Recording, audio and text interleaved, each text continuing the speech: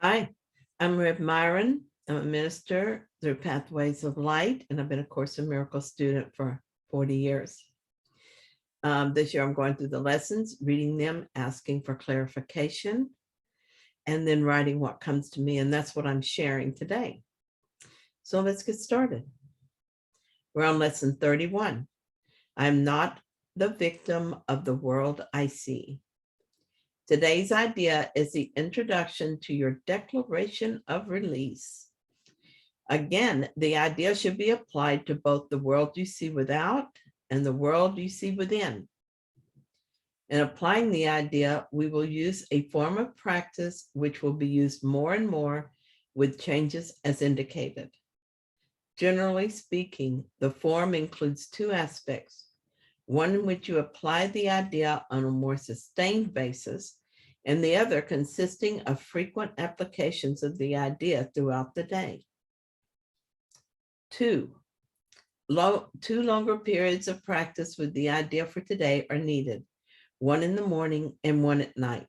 3 to 5 minutes for each of these are recommended. During that time, look about you slowly while repeating the idea 2 or 3 times. Then close your eyes and apply the same idea to your inner world. You will escape from them both together, for the inner is the cause of the outer. So Jesus doesn't say very much about this lesson, instead stating it as an irrefutable fact. For the most part, he is only telling us how to practice it. In paragraph 2, Jesus says, applying this idea to both inner and outer worlds will help us escape from both together. Of course it will, since the inner is the cause of the outer.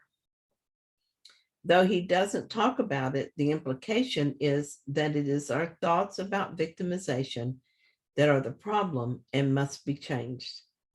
Whatever the problem, it is always our thoughts that are the cause.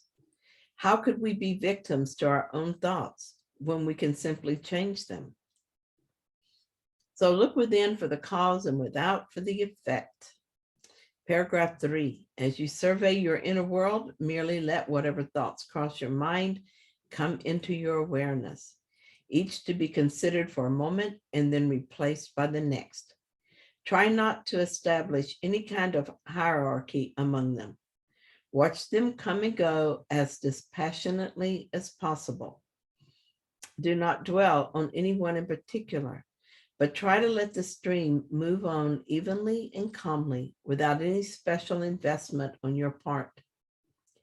As you sit and quietly watch your thoughts, repeat today's idea to yourself as often as you care to, but with no sense of hurry. In addition, repeat the idea for today as often as possible during the day. Remind yourself that you're making a declaration of independence in the name of your own freedom. And in your freedom lies the freedom of the world. The idea for today is also a particularly useful one to use as a response to any form of temptation that may arise.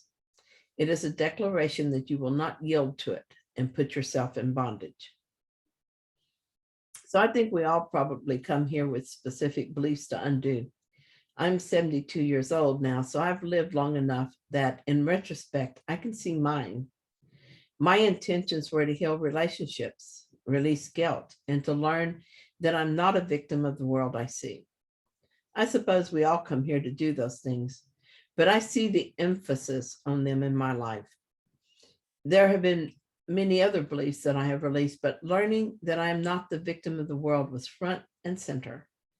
From the time I was a child, victimization was a constant belief, and my life was filled with opportunities to look at that belief. It took practice to accept the truth. It took me a long time to release the belief that I'm not a victim, but that one is done. I know that there is never a situation in which I am a victim. How could I be? I'm the writer of the script. I'm the one making choices within the script that lead to circumstances unfolding as they have. The reason it took so long to release the idea is that I was desperate for someone else to be guilty. Eventually, though, I simply accepted that it is not possible for me to be a victim of a world that I made. It was my declaration of independence, of freedom, when I made that decision, though it would take a lot of practice before I fully realized its impact on my life. These days, I will sometimes notice victim thoughts in my mind, but they have no power because I don't believe them. And once in a great while, some old conditioning will trigger old beliefs and old behavior, as it did with the plumbing incident. I had a plumbing incident 2 different times over the course of several years. And so when the present plumbing issue arose, I was triggered. One thing I've learned is that there's no reason to judge my errors and every reason not to. So the situation was uncomfortable because I wasn't at peace, but I didn't let it upset me that it happened. I just looked at it with the Holy Spirit, and the truth was once again reinforced.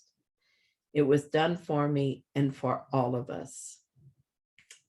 So thank you for sharing this lesson with me. Thanks for watching my video. And if it was helpful, perhaps you would like it. And if you haven't yet, subscribe. And I'll be back tomorrow with another lesson.